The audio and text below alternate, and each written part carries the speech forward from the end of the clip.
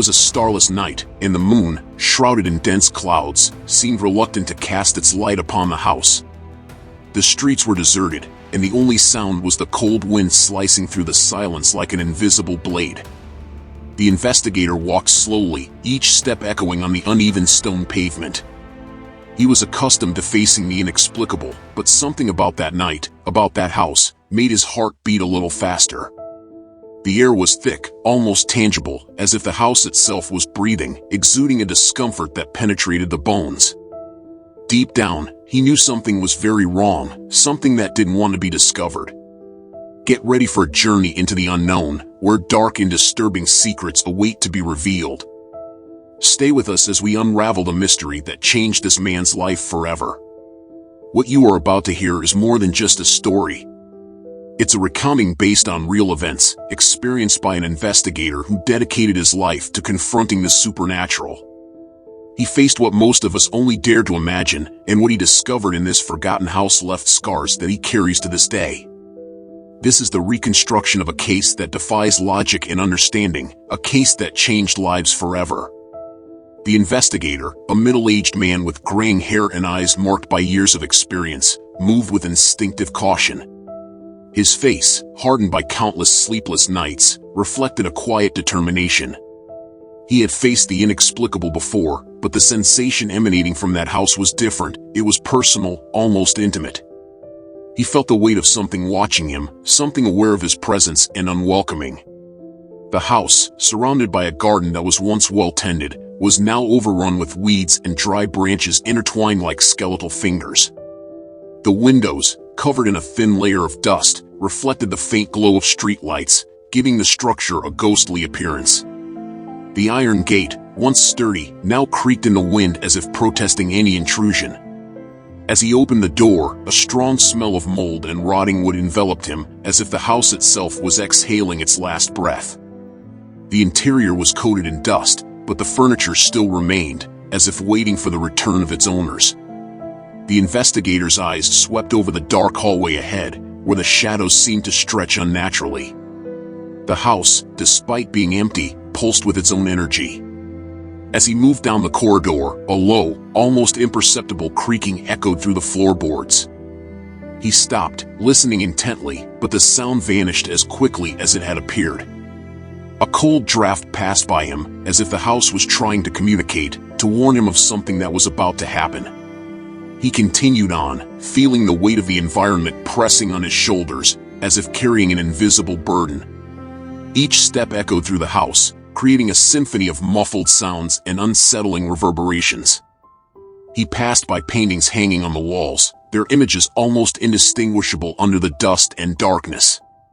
However, what caught his attention was an old pendulum clock that, though covered in cobwebs, still marked time with a low, constant ticking.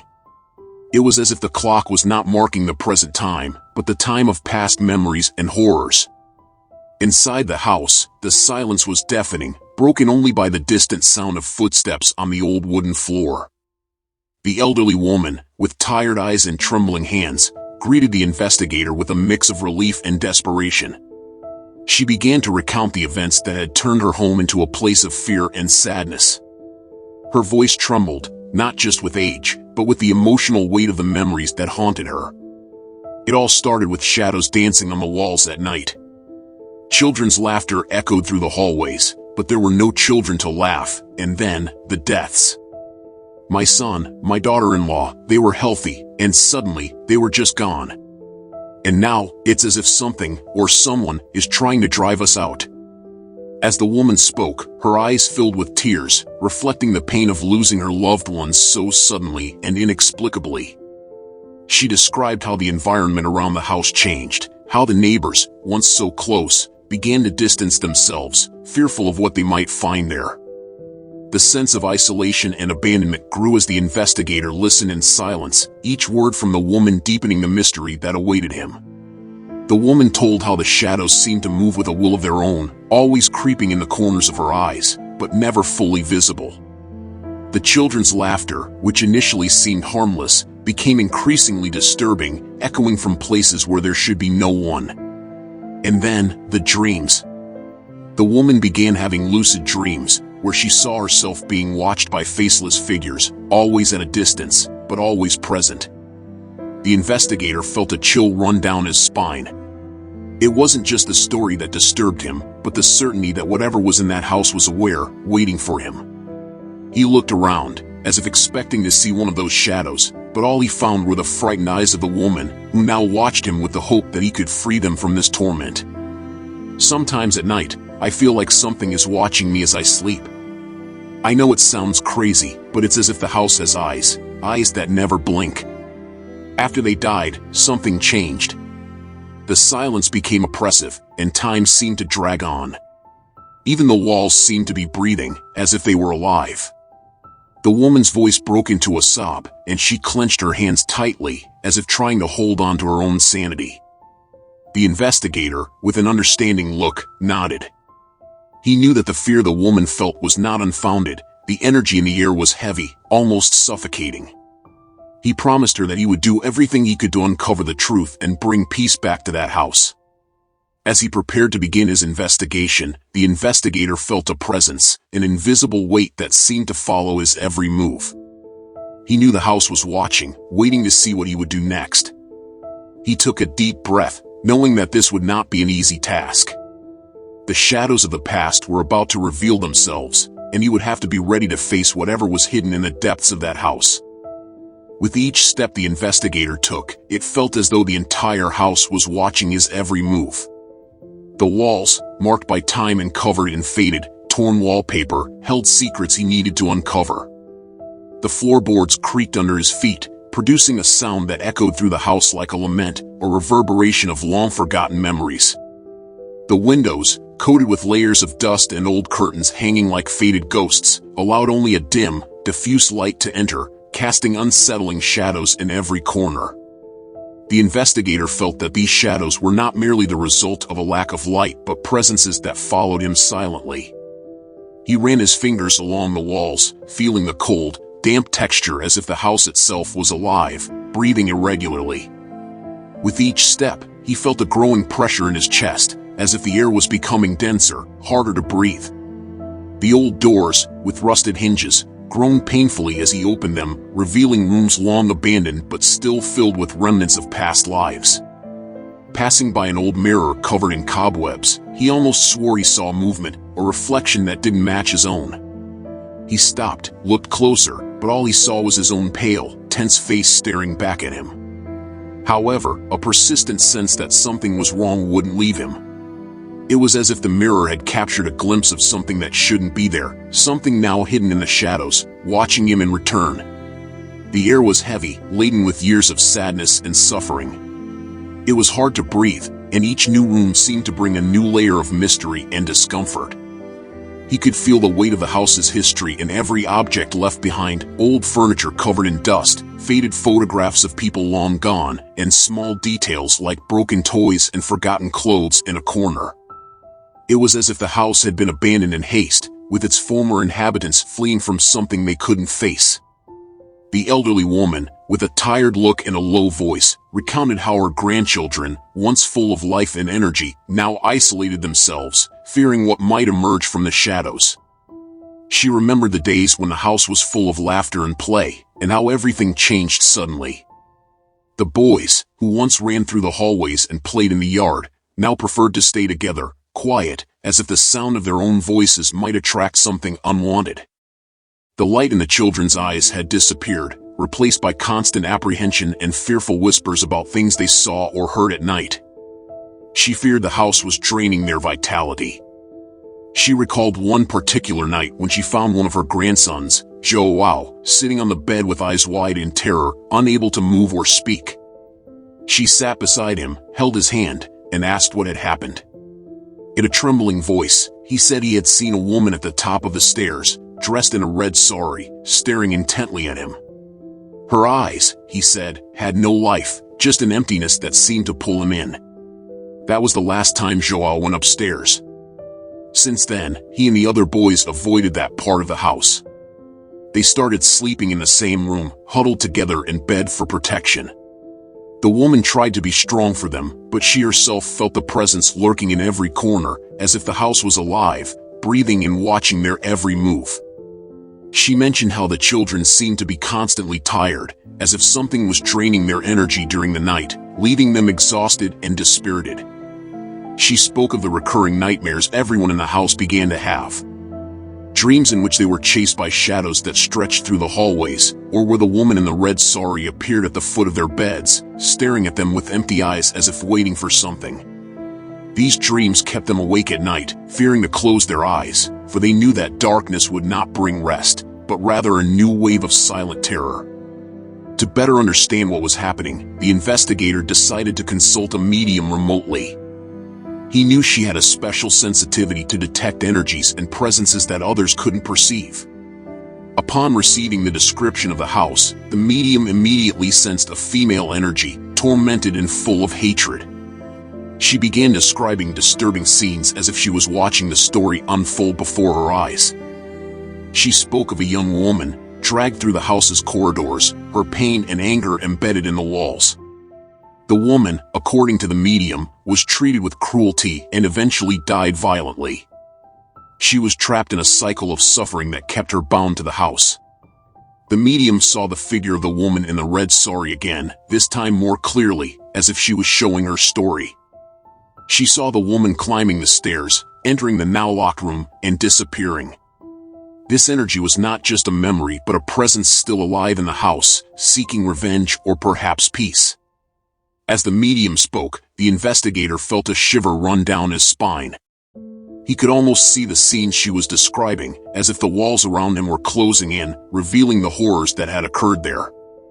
The medium's words brought forth a series of disturbing images that infiltrated the investigator's mind, leaving him uneasy and increasingly aware of the presence inhabiting the house. He began to wonder if the medium was seeing only the past, or if she was sensing something happening at that very moment. The medium mentioned that the woman seemed to be trapped in an endless cycle, reliving her pain and suffering, unable to move on. She saw flashes of a rope, a hand extended in desperation, screams that were never heard. The medium felt that the woman was trying to communicate something that could bring peace or destroy everything around if not understood in time. The investigator, already accustomed to facing the unknown, began to feel the pressure of something invisible, a presence that seemed to observe his every move. As the medium described what she saw, he began to feel the temperature of the room drop, the air around him becoming heavier. His steps grew slower, as if something was trying to prevent him from advancing. He realized he was entering dangerous territory, where the rules of the real world did not apply. The presence intensified, as if aware that it was being challenged. The investigator felt a growing fear, a cold that penetrated his bones. He passed through a room where the curtains swayed gently despite the lack of wind. The walls seemed to whisper, as if the house was trying to communicate something that couldn't be said aloud. He continued forward, feeling that the house, or whatever was inside it, was testing him, measuring his courage. The shadows seemed to close in, moving restlessly around him. He knew he had to keep going, that each step brought him closer to the truth, but he also felt that the truth might be something for which he wasn't prepared. He began to sense that the house was alive, reacting to his every move, adjusting to his progress, as if deciding whether to allow him to uncover its secrets or expel him forever. Suddenly, a door slammed violently behind him, the sound echoing through the corridors like a scream. He stopped, took a deep breath, and continued, determined to uncover the dark secrets the house was hiding. Each moment was a battle against fear, a struggle to maintain sanity in a place where reality seemed distorted, shaped by suffering and death. He felt he was being watched, that something was lurking in the shadows, waiting for the right moment to reveal itself. Suddenly, he felt a cold draft pass by him, as if something had just brushed past. He looked around but saw nothing but the shadows dancing on the walls. The fear was present, but he knew he couldn't let it overpower him. He was there to discover the truth, and nothing would make him back down. He reached a room that seemed to be the heart of the house, the place where the energy was strongest. The room was in complete disarray, but there was something about it that made him stop. He felt that something important was about to happen, something that would change everything. The house seemed to be waiting for him, as if it knew he was the only one who could uncover its secrets and bring peace to the spirits still trapped there. With the equipment in hand, the investigator and his team advanced through the dark corridors of the house, where each step seemed to echo endlessly, as if the house itself was amplifying their movements. The flashlights cast trembling beams of light on the mold-covered walls, revealing damp spots that resembled distorted faces, as if time itself had left its mark. The investigator held an electromagnetic field meter, which began to emit high-pitched, pulsating sounds, indicating the presence of something invisible, yet very real. Each room they entered seemed heavier, as if the atmosphere was saturated with a malevolent energy. The doors creaked ominously as they were opened, as if protesting against the intrusion. The old wood of the walls and floorboards creaked under the weight of their steps, creating a sound that resonated like a muffled groan.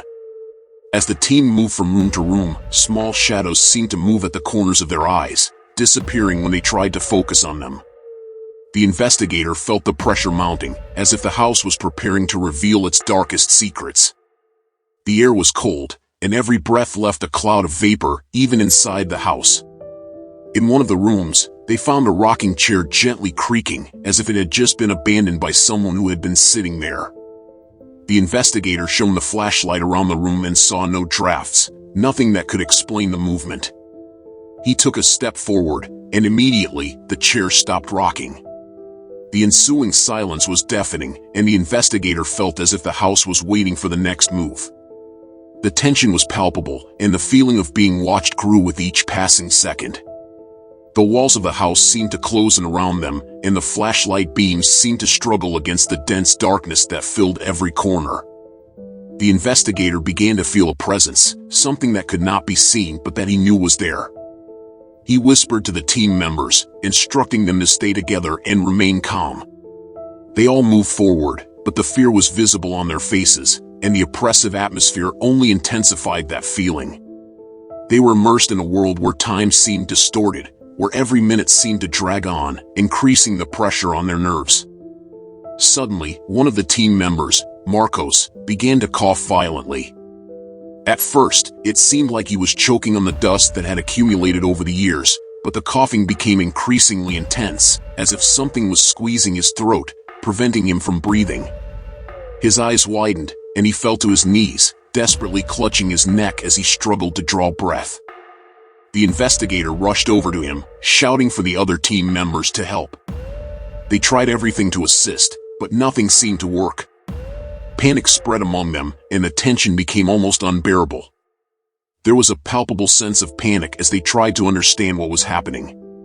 The feeling of helplessness was overwhelming, as nothing they did seemed to ease Marcos's suffering. The investigator knew that something was trying to drive them away, trying to show them that they were not welcome there.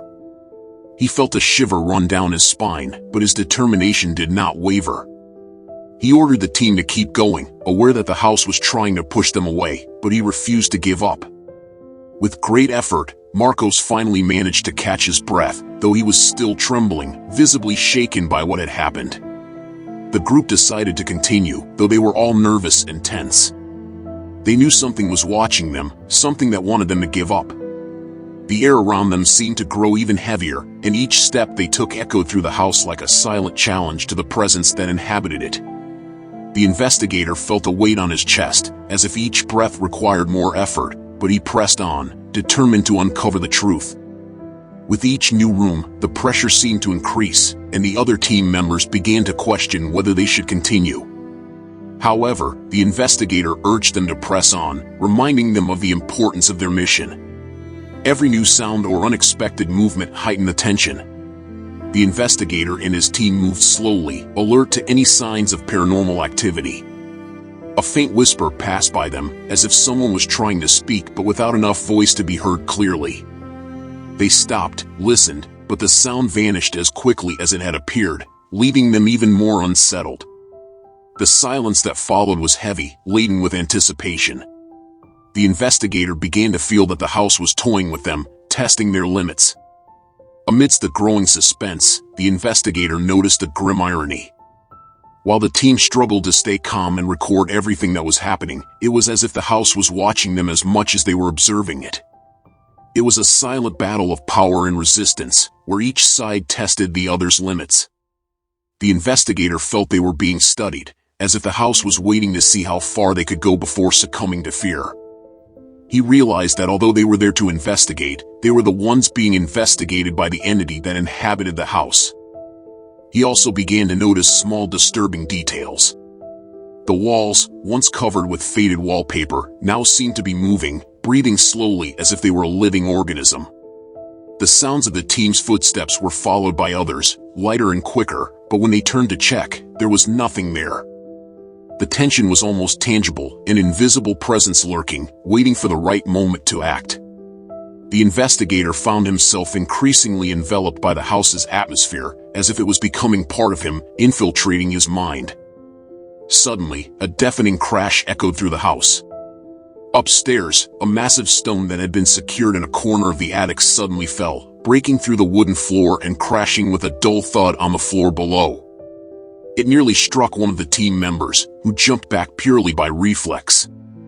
Dust rose in a dense cloud, obscuring everyone's vision and leaving them momentarily blind and disoriented. The chaos that followed was immediate: shouts of warning, the sound of hurried footsteps, and the team's rapid breathing. Everyone was breathing fast and shallowly, their hearts pounding wildly in their chests. They knew this was no accident. Something, or someone, wanted to intimidate them, to drive them away, or worse, to show them that they were at the mercy of the house.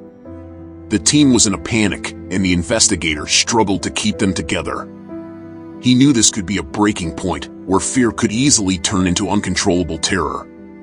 But he also knew they needed to understand what was behind these events, to discover who or what was trying to communicate with them through such violent acts. He shouted for everyone to stay together, trying to calm the team and give them the confidence needed to continue.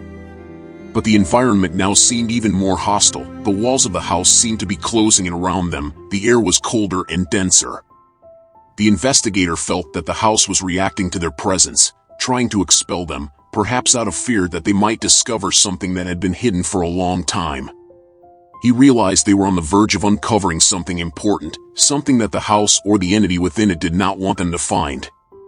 The stone, now shattered on the floor, was a clear warning. The team was visibly shaken, but the investigator knew that retreating now would be admitting defeat. They needed to understand what was behind these events, to discover who or what was trying to communicate with them through such violent acts. He decided to continue, even knowing they were about to enter the most dangerous part of their investigation. He felt they were getting close to the truth and that they couldn't stop now. The tension was palpable as they made their way to the attic, the place from where the stone had fallen. The staircase leading to the upper floor was narrow and old, each step creaked under their feet, adding to the suspense. When they reached the top, the environment was shrouded in darkness, and the sense of a malevolent presence was almost suffocating. They turned on their flashlights, and the beams of light cut through the darkness, revealing the empty space, except for a few old pieces of furniture and a pile of objects covered with dusty sheets. The air was heavy, and the smell of rotten wood and mold was almost nauseating. Suddenly, the electromagnetic field meter began to emit strong signals, indicating a powerful presence nearby. Everyone froze, waiting for what would come next.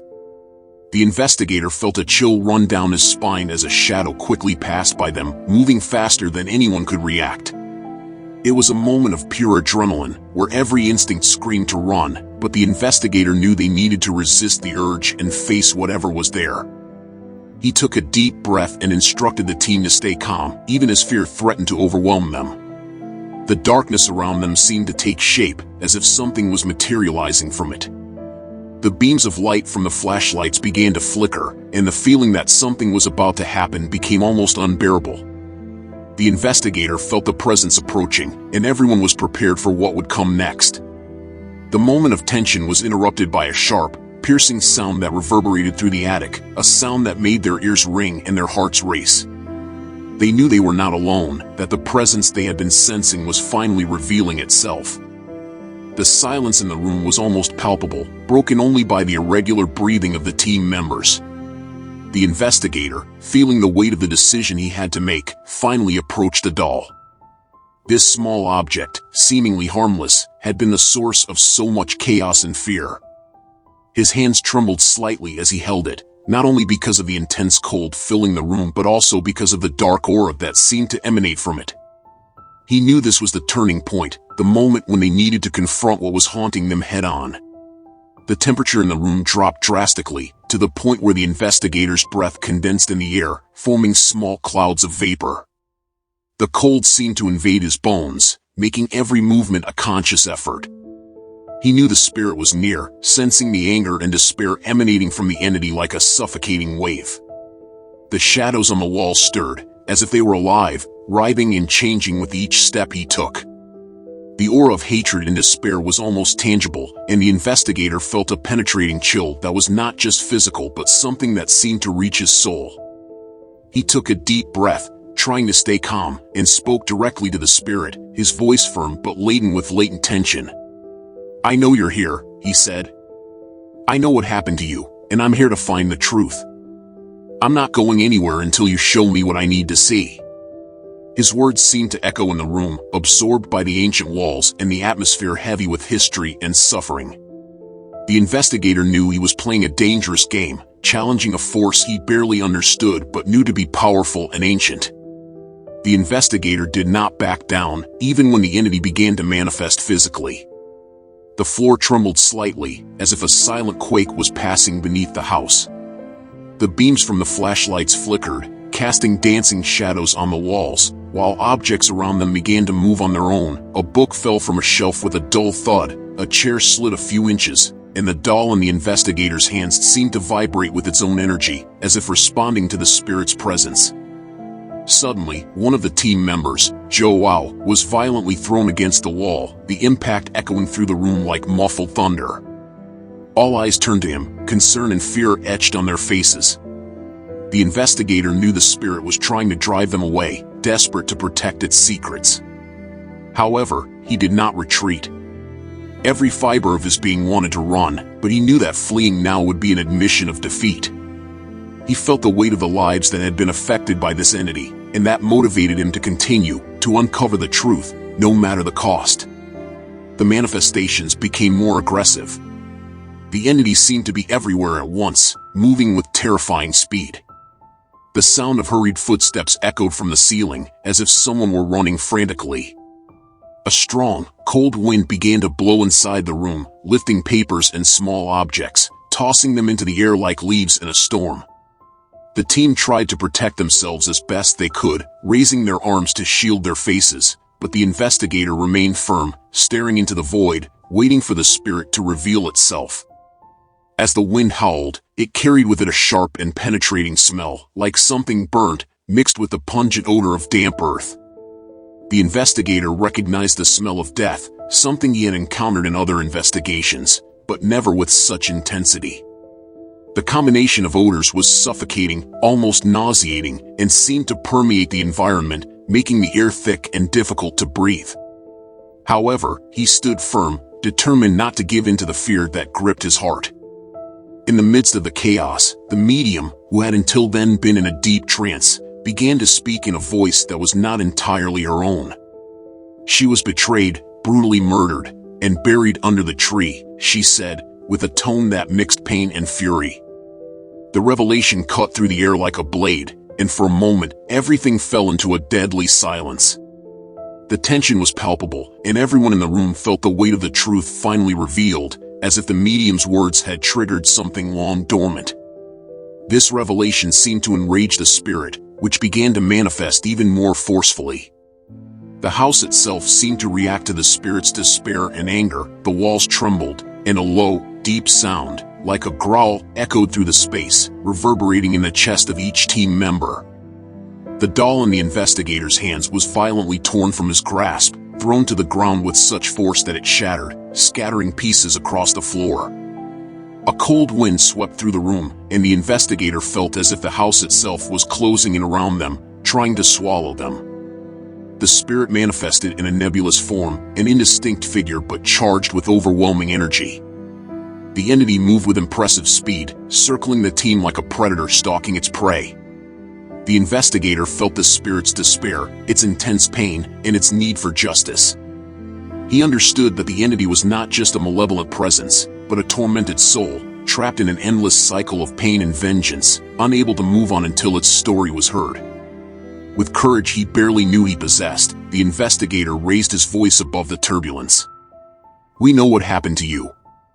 We will help you find peace. But you need to show us where you are buried. Show us, and I promise you will have justice." His words echoed in the room, and for a moment, everything seemed to pause.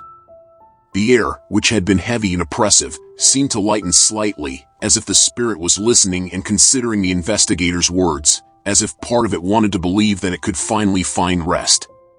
The silence that followed was loaded with tension, but unlike before, there was a sense of expectation, as if everyone was waiting for the spirit's next move.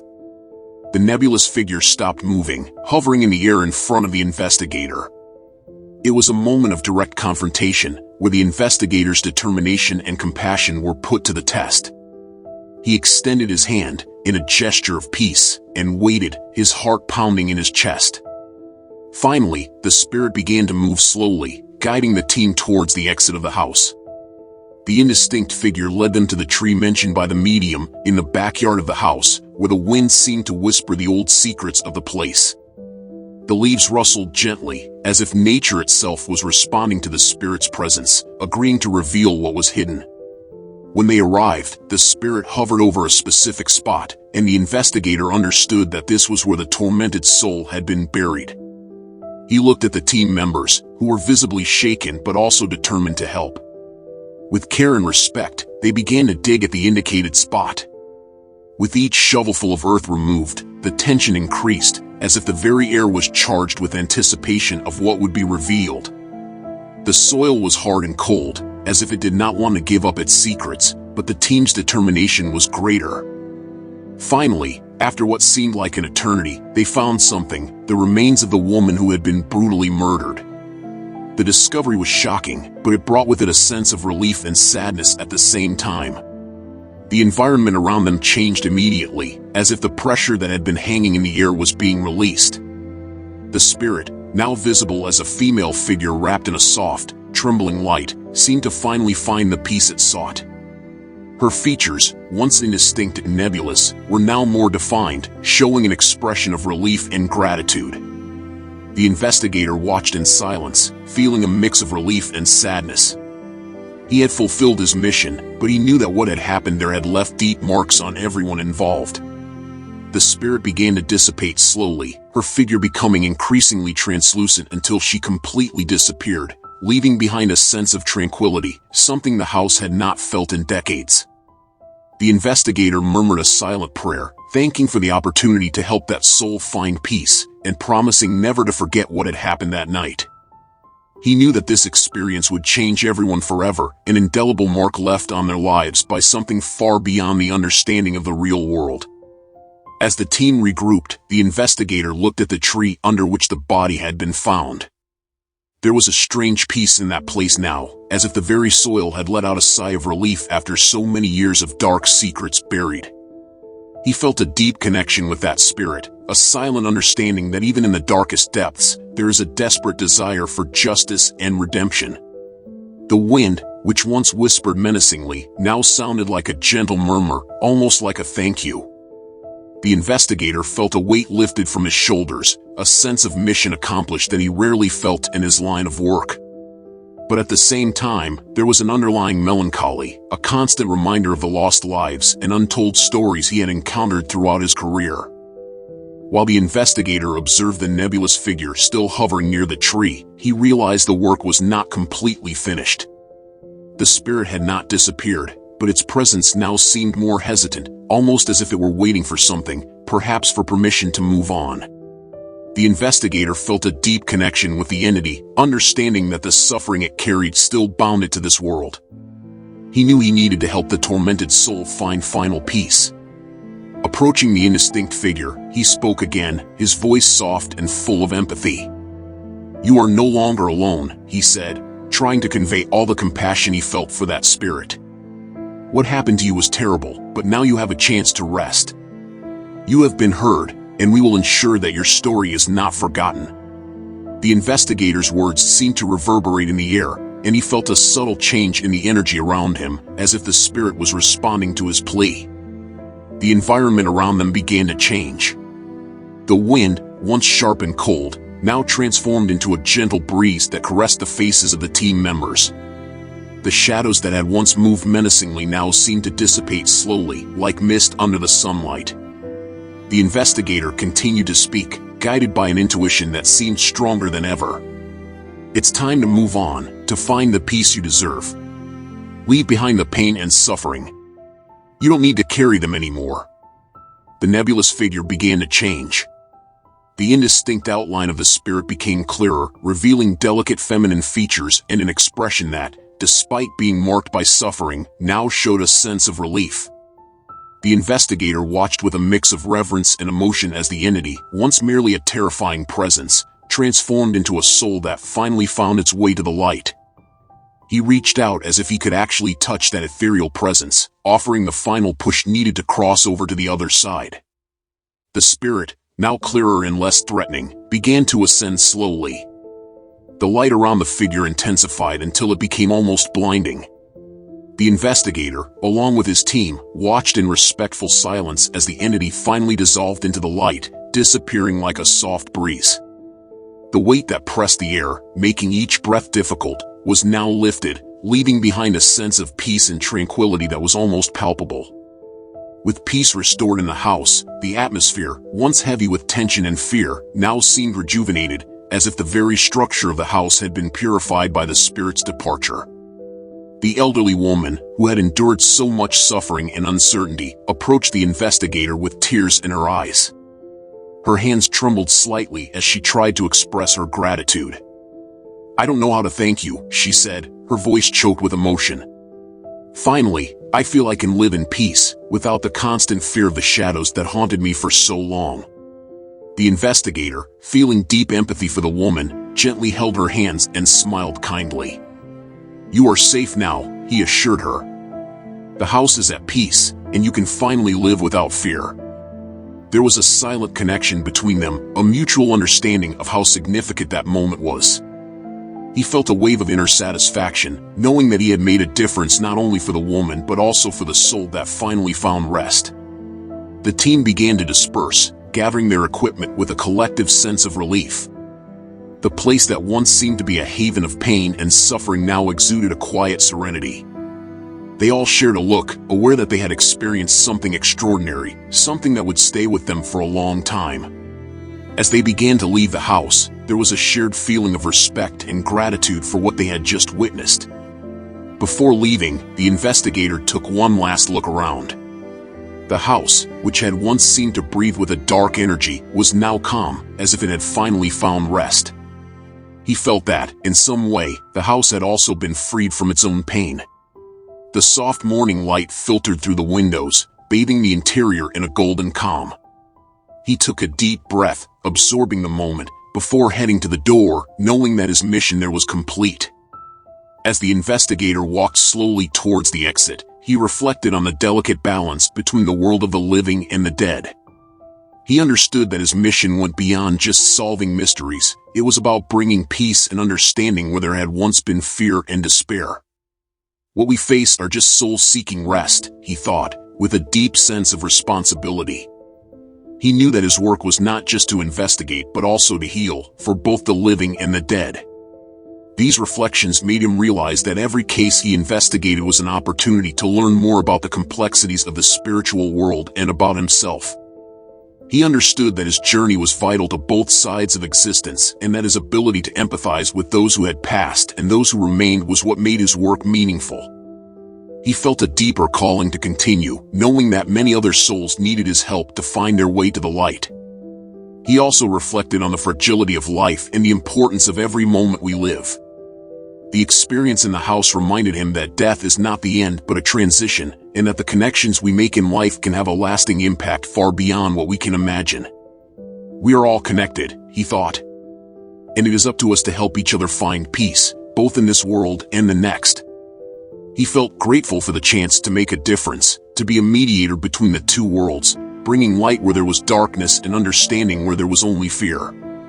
As the team moved away from the house, laden with the satisfaction of a mission accomplished, the investigator looked towards the horizon, where the sun was beginning to rise, bringing a new day. He knew that although this case had come to an end, the work was far from over. The unknown continued to lurk, waiting to be unraveled. This is just the beginning, he thought, with a mix of determination and curiosity. There's much more to be discovered, many other secrets waiting to be revealed. We want to thank you, who stayed with us until now, for watching this video to the end. If you enjoyed this investigation and want to follow more intriguing stories like this one, don't forget to like the video and subscribe to the channel. Your participation is essential for us to continue unraveling the mysteries of the unknown. Stay with us, and together we will discover the mysteries that are yet to come.